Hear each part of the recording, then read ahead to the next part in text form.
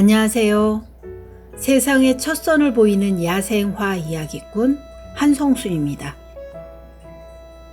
제가 촬영한 야생화 사진전이 2021년 7월 13일부터 2021년 8월 29일까지 은평구 소재 은평역사 한옥박물관 너나들이 센터에서 우리들 꽃 전시회가 진행되고 있습니다. 벌써 2달째 진행 중인데 많은 분들이 다녀가셨습니다. 이 자리를 빌어 감사의 말씀을 드립니다. 오늘은 세상의 첫 선을 보이는 야생화 이야기 19편 깽깽이 풀을 소개해 드리도록 하겠습니다.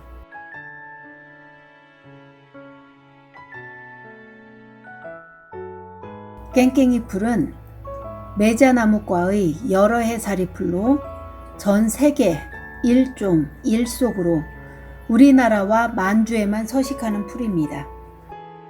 깽깽이 풀은 주로 산지의 수풀이나 그늘지고 습한 땅에서 잘 자라며 황련, 선황련, 조황련, 모황련, 천황련, 토황련, 깽이풀 등으로 부르기도 합니다. 깽깽이 풀은 희귀 식물입니다. 꽃말은 설원의 불심, 안녕하세요입니다.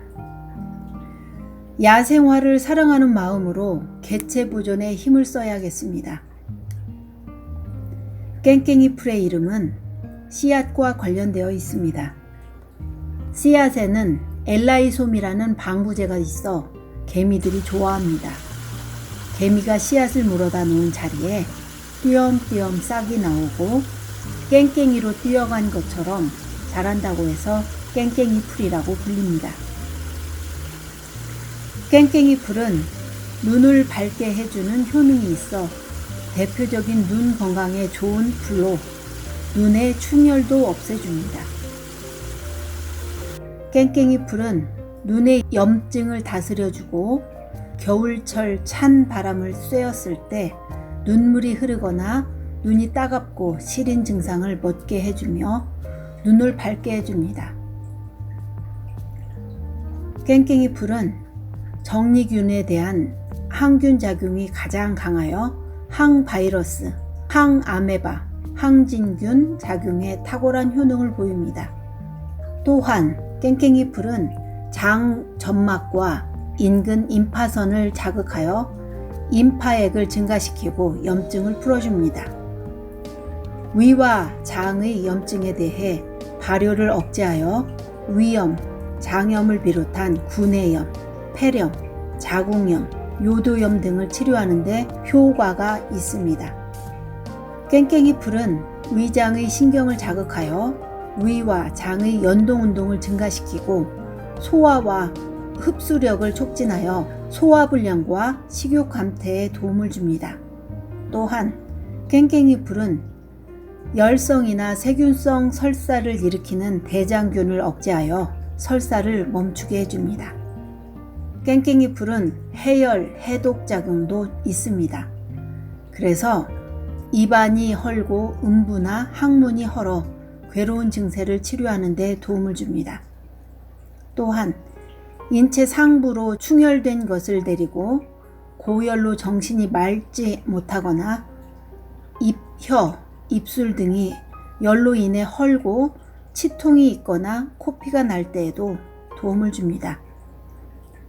깽깽이 풀은 성질이 차가운 편이라서 몸이 차가운 분들보다는 몸이 따뜻하고 뜨거운 분들이 잘 맞는 약재입니다. 깽깽이 풀은 열성이나 세균성이 아닌 설사나 위장이 허약하여 메스꺼울 때에는 쓸 수 없습니다. 그리고 자궁을 수축시키는 성분을 함유하고 있어 임산부와 산후 허혈이 있을 때에도 쓰지 않는 것이 좋습니다. 또한 깽깽이 풀은 돼지고기나 찬물은 절대 같이 먹지 않는 것이 좋다고 합니다. 깽깽이 풀의 전설을 소개해 드리도록 하겠습니다. 옛날 중국 사천 지방에 도시성을 가진 명의가 살고 있었습니다. 그는 삼국지에 나오듯이 화타가 조주에게 살해당한 후 그 후손들은 성을 바꾸고 도망와서 몰래 숨어 살고 있었습니다. 도의호는 열심히 의술을 익혀 사천성에서 제일 가는 명의가 된 것입니다. 그는 황우생이라는 고아를 키우고 있었습니다. 그 의원의 집에는 100가지 약초를 별도로 키우는 백초원이라는 정원이 있었는데 그 황우생에게 정원을 관리하게 했습니다. 의원의 딸인 연매가 걷다가 습지가 많은 곳에서 풀 한 송이를 보았는데 그 풀이 너무 예뻐 자신의 집 정원에 가져다 심었습니다.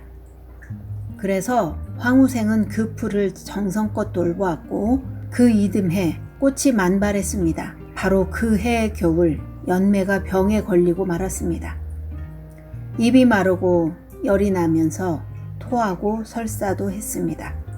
그런데 도우연이 출타 중이라 황우생은 안절부절하다가 우연히 연매가 심었던 풀이 생각났습니다. 그 맛이 쓴 것이기에 쓴 약이 몸에 좋다는 생각이 들어 연매에게 먹였습니다. 며칠을 복용하고 난 뒤 그 병이 낫게 되었습니다. 며칠 뒤 왕진을 마친 도의원은 다시 집으로 돌아와 그 이야기를 듣게 되었습니다. 도의원은 그 꽃을 다시 다려 딸과 비슷한 증세가 있는 사람들에게 처방을 했습니다.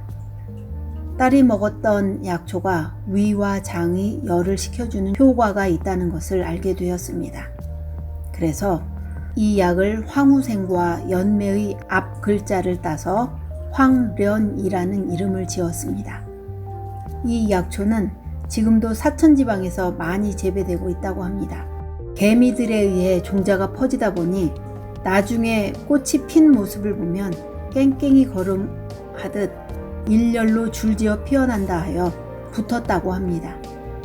환각 성분이 있는 깽깽이 풀을 뜯어먹는 강아지가 마치 깨갱 거리는 모습을 보고 이 이름을 붙였다고도 합니다. 깽깽을 사전에서 찾아보면 해금이나 바이올린을 속되게 이르는 말이라고 나오는데요. 해금이나 바이올린은 현악기로서 음이 가늘고 높아 찢어지는 듯한 날카로운 소리가 귀에 거슬린다고 하여 그 소리가 야유, 조롱, 비하 하기에 알맞은 느낌이 나기 때문에 붙여진 이름입니다. 해금과 같은 전통악기를 연주하는 악동들을 비하해 부르던 말이 깽깽이였답니다. 깽깽이 풀의 잎은 마치 연잎 모양과 비슷하다고 하여 한자 이름에 연이라는 단어를 붙여 선황연이라고 합니다. 총명인 제퍼슨이아는 미국의 3대 대통령인 토마스 제퍼슨에서 유래된 것입니다. 오늘은 세상에 첫 선을 보이는 야생화 이야기 19편 깽깽이 풀을 소개해 드렸습니다. 다음 편을 기대해 주세요. 감사합니다.